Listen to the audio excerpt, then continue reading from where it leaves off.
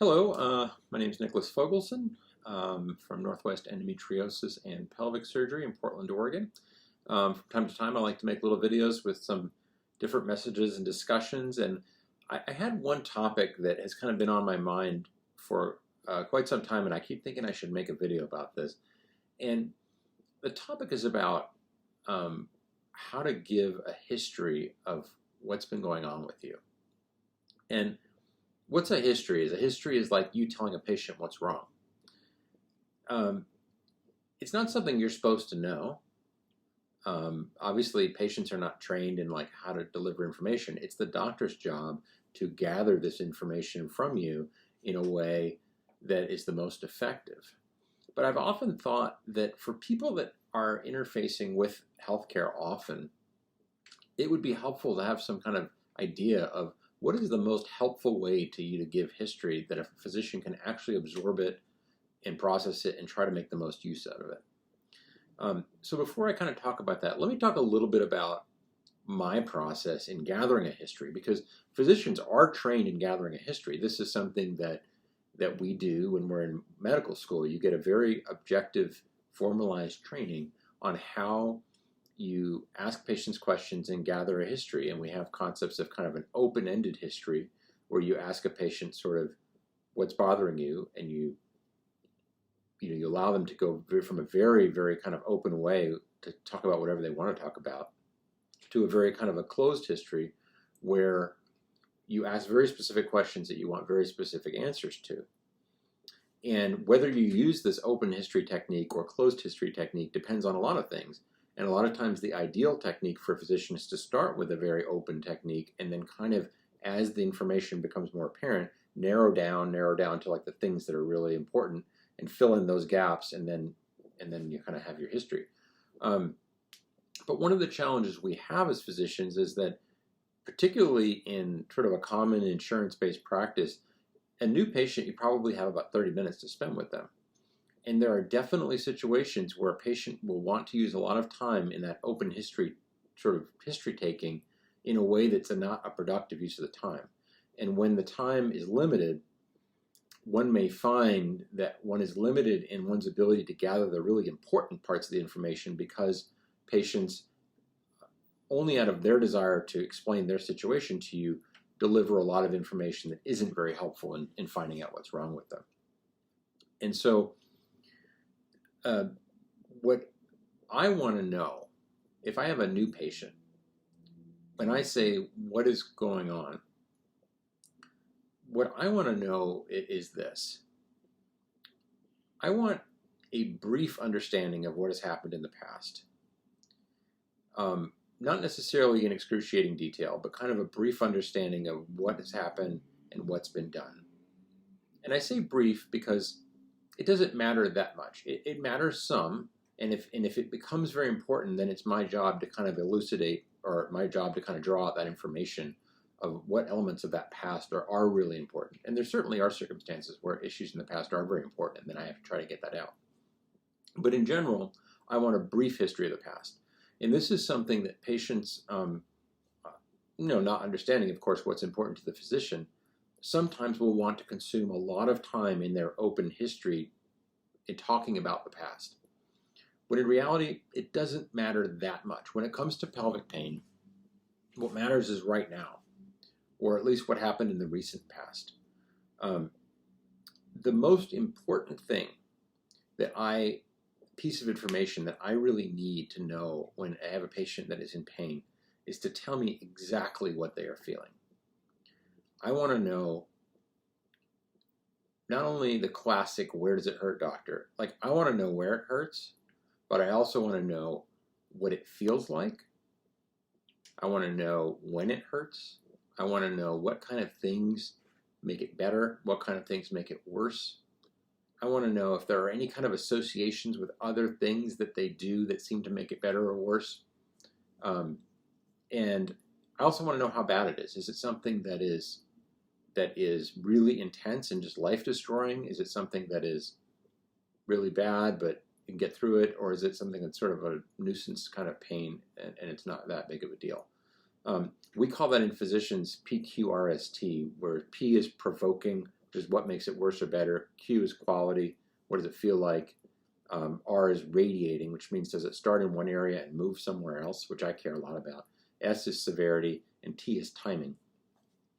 So let's talk about these things a little bit, and like what kind of information that you can give to your doctor that's going to help them to understand. So let's talk a little bit about what does pain feel like. One of the most important things you can tell a doctor, at least a smart doctor who knows how to process the information you're giving about your pain, is what it feels like. Does it feel knife-like, really sharp in a certain area, in a very specific area? That's really important.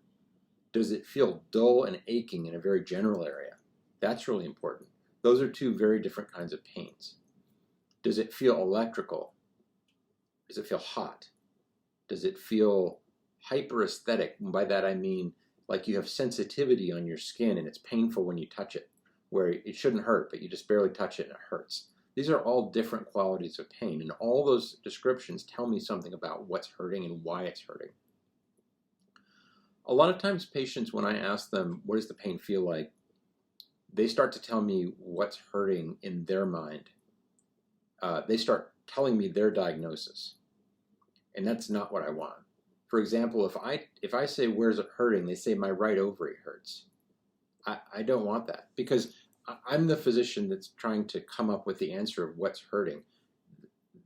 My right ovary hurts is a diagnosis. What I want to know is what hurts. Where does it hurt? What does it feel like? I'll figure out if it's the right ovary, and you may very well be right. But in the end, I want to know that basic information that will allow me to kind of come to the understanding of what do I think is hurting, so I can understand what can we do to try to fix it. Because if you tell me, I have thoracic endometriosis, that's what hurts, but you're not actually diagnosed with thoracic endometriosis. That's actually kind of harmful, because that's boxing, I'm not going to do this, but it kind of boxes a physician into saying, oh, you have thoracic endometriosis, but wait, were you actually diagnosed with thoracic endometriosis? Yet if the physician just accepts that diagnosis right up front, then they may get kind of anchored into that idea when it may be something completely different. It would be much more helpful if you say, well, I have this sharp pain in my chest. It radiates into my shoulder. It feels knife-like. It hurts when I take a deep breath, or whatever.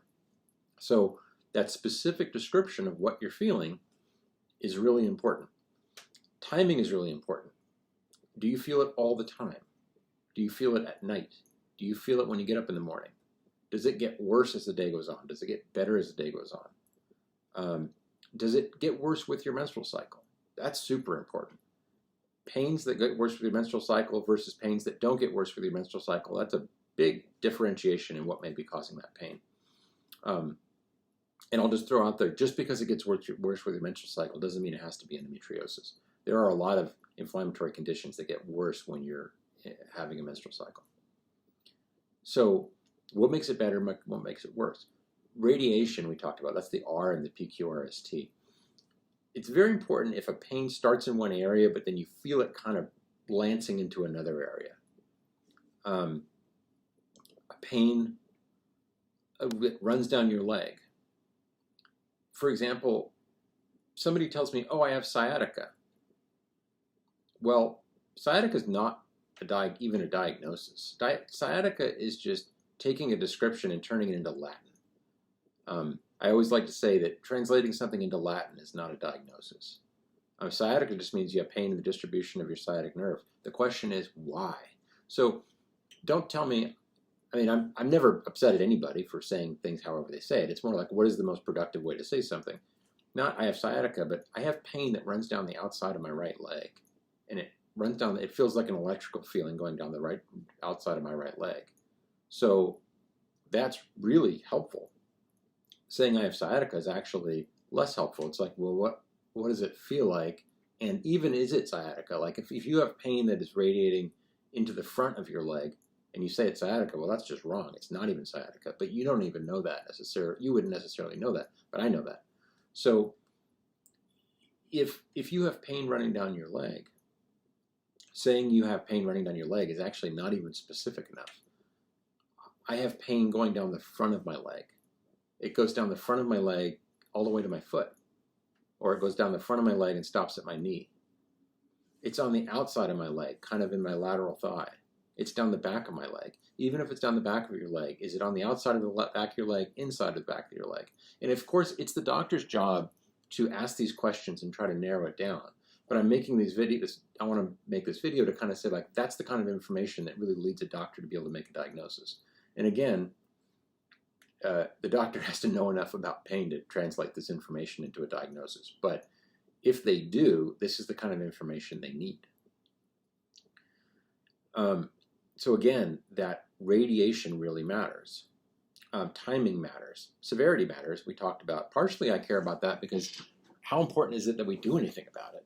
I'm not really interested in operating on someone that has a pain that's like 2 out of 10, and then they take Tylenol and it goes away. It's like, well, something's hurting, but surgery's probably going to hurt more than that. So it has to be something that's really affecting your life. And then the P of PQRST is provoking and palliating factors. That means what makes it better, what makes it worse. This is really important. If you can move your body in a certain way and make it hurt, that's important. It means that somehow it's either the pain's in your musculoskeletal system itself, or possibly the thing that's hurting is adherent to something in a way that when your body moves, it's stretching on it. And so that's really important. Sciatica that changes when you move your leg versus sciatica that's the same all the time is actually important. The sciatic nerve can be bound up somewhere so that when you move your leg, it's getting pulled on. Or it could just be that the sciatic nerve is inflamed, in which case when you move it, it's not going to matter. It's going to hurt all the time. Obviously, if you take medications, does it help or not? If you've taken hormonal medications like birth control pills or progesterone or Lupron or Alyssa or something like that, did that help? Like that was a palliating factor. Did that help or not? And the doctor should be asking that, of course, but this is important information.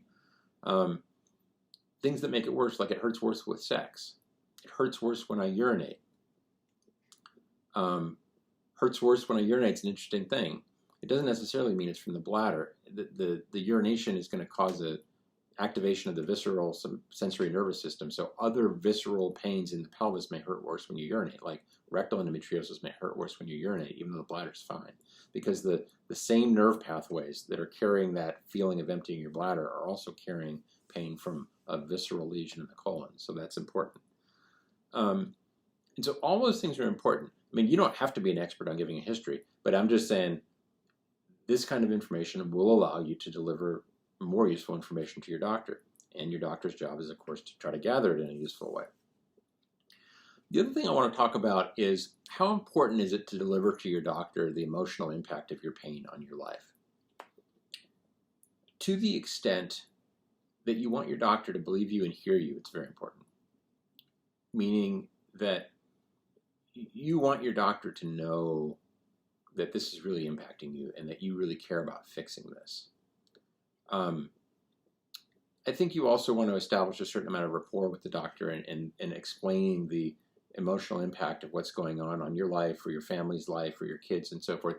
It is important.